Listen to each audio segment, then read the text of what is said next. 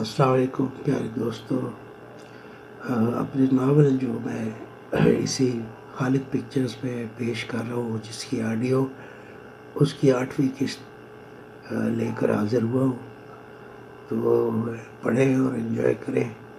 تھوڑی بہت غلطیوں کو معاف کریں کیونکہ میرے وسائل بہت کم ہیں. امید ہے یہ ناول آپ کو پسند آ رہا ہوگا. اب تک اس کی 7 قسطیں میں پہلے پیش کر چکا ہوں، آج 8ویں قسط ہے. تو please listen and enjoy. Thank you.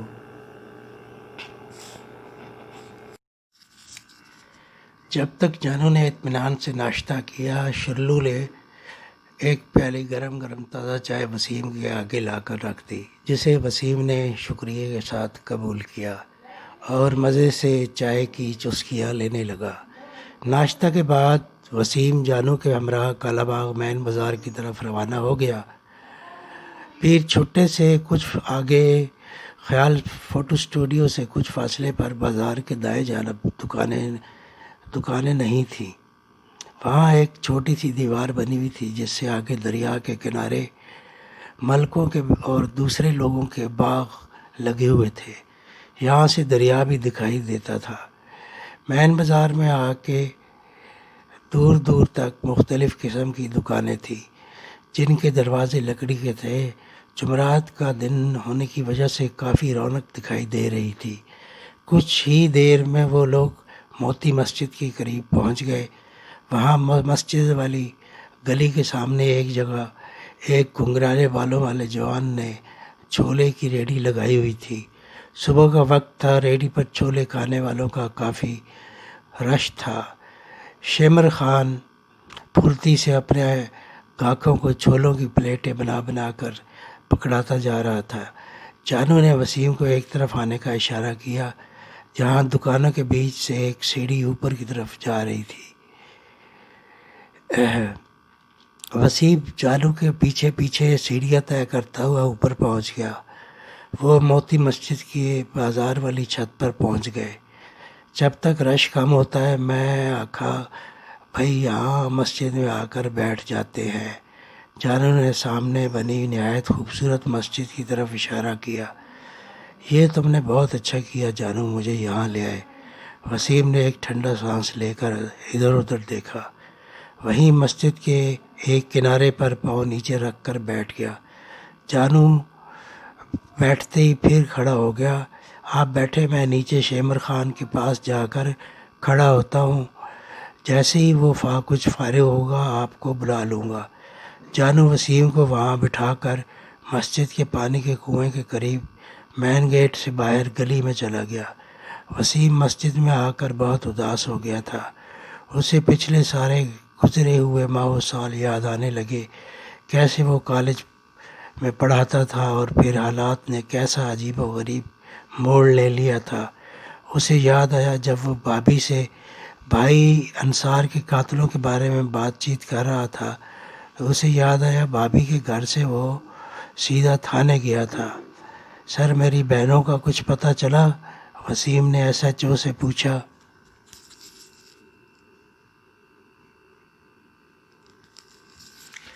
کیا باتاں ہیں میاں، اس دور کی خود کبھی کبھار بہت سوچا میں پڑ جاتا ہوں.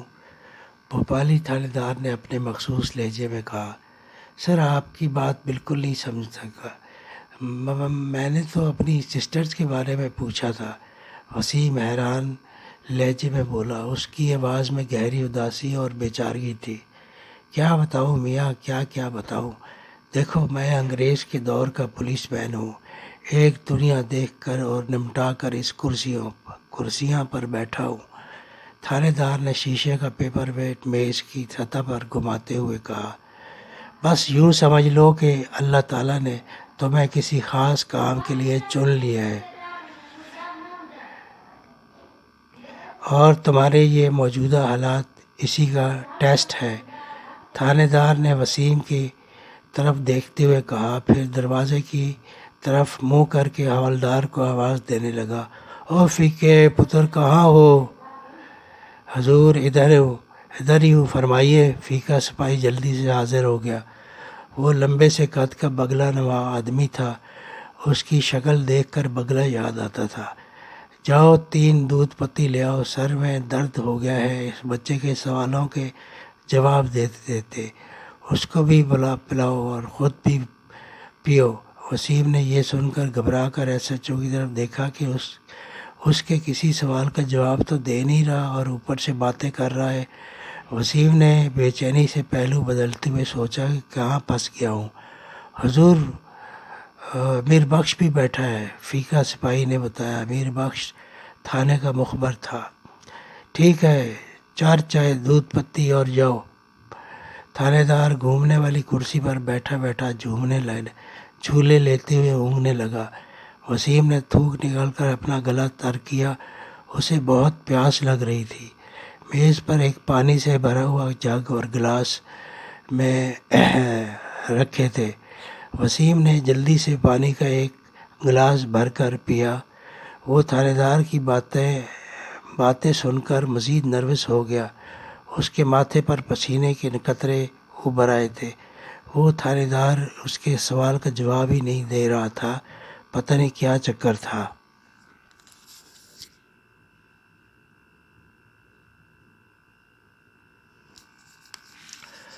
او تسلی کر پتر جی، بہت سوچا میں غرق نہ ہو، تسلی رکھو، تمہاری بہنیں میری بیٹیوں کی طرح ہے، انشاءاللہ سب ٹھیک ہو جائے گا۔ لو یہ گرم گرم چائے پیو۔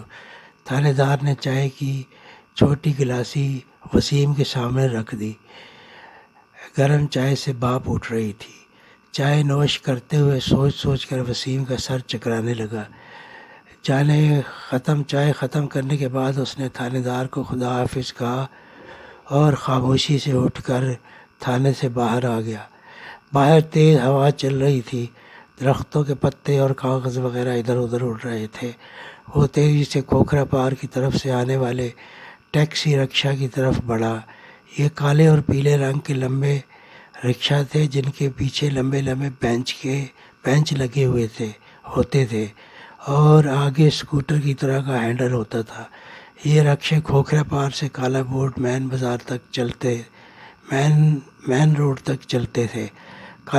کالا بورڈ پر رکشے سے اترا تو تیز ہوا نے زبردست آندھی اور طوفان کا روپ دھار لیا تھا۔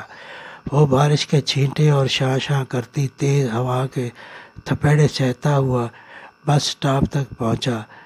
کالے بادل چھا گئے تھے، بجلیاں بھی چمک رہی تھیں، ماحول دور دور تک اندھیرا سا ہو رہا تھا۔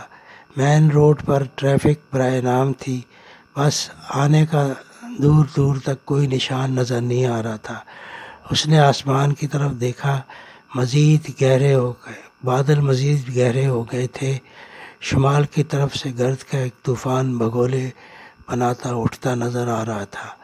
اچانک ہی ایک لمبی سی سیاہ رنگ کی امریکن کار نمودار ہوئی اور عین اس کے سامنے آ کر رک گئی۔ اس کا شیشہ نیچے ہوا اور ڈرائیونگ سیٹ پر بیٹھے ہوئے ایک آدمی نے اسے اشارے سے کار کے پاس بلایا اور کار کے اندر بیٹھنے کو کہا۔ پہلے تو وسیم نے سوچا کہ وہ انکار کر دے، پتہ نہیں کون ہے، لیکن پھر موسم کو دیکھتے ہوئے اس نے سوچا دیکھا جائے گا، اور آگے بڑھ کر کار کا دروازہ کھول کر اندر بیٹھ گیا۔ کار والے نے بھی دوسری کوئی بات کیے بغیر کار تیزی سے آگے بڑھا دی۔ افق پر بجلیاں چمک رہی تھیں۔ تیز ہواؤں میں بارش کا شور ایک عجیب پرسراریت پیدا کر رہا تھا۔